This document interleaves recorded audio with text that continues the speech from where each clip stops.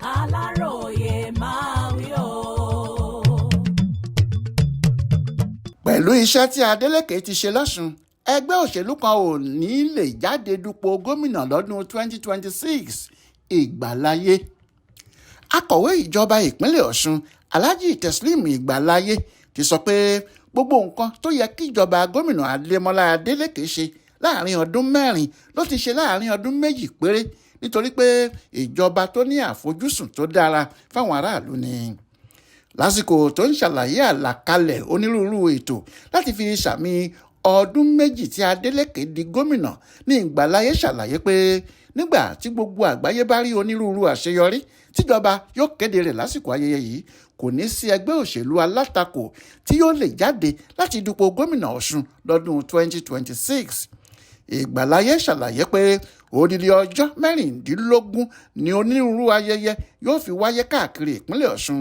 Bí wọn yóò ṣe máa ṣí àwọn ojú ọ̀nà ni wọn yóò máa ṣe ìfilọ́lẹ̀ àwọn iṣẹ́ àkànṣe tuntun. Ó fi kún ọ̀rọ̀ rẹ̀ pé ìpínlẹ̀ Ọ̀ṣun yóò gbàlejò àwọn èèyàn pàtàkì nínú òṣèlú bíi olóyè Olúṣẹ́gun Ọbásanjọ́, gómìnà Ṣèyí Mákindé láti ìpínlẹ̀ Ọ̀yọ́, mínísítà fún ọ̀rọ̀ iṣẹ́ òde lórílẹ̀‐èdè yìí David Umahi àti bẹ́ẹ̀ bẹ́ẹ̀ lọ. Bákan náà ló ní ìjọba yóò fún onírúurú àwọn ọmọ bíbí ìpínlẹ̀ Ọ̀ṣun tí wọ́n ti lààmìlaaka nínú iṣẹ́ tí wọ́n yàn láàyò, yálà wọ́n ti kú tàbí wọ́n wà láàyè, láàmì ẹ̀yẹ.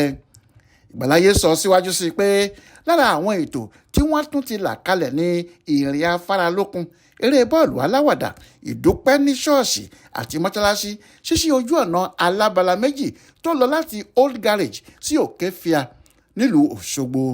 Ó ní ìjọba yóò fún àwọn òṣìṣẹ́ fẹ̀yìntì onímọ̀dámọ̀dá ní òbítíbitì owó wọn.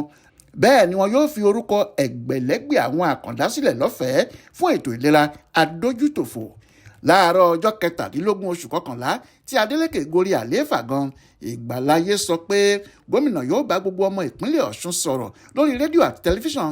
Bẹ́ẹ̀ ni ìpàdé àpérò yóò wáyé lọ́sàn-án ọjọ́ náà níbi tí gbogbo aráàlú yóò ti fojú rinjú pẹ̀lú gómìnà wọn láti béèrè ohunkóhun tó bá rú wọn lójú nínú ìṣèjọba rẹ̀.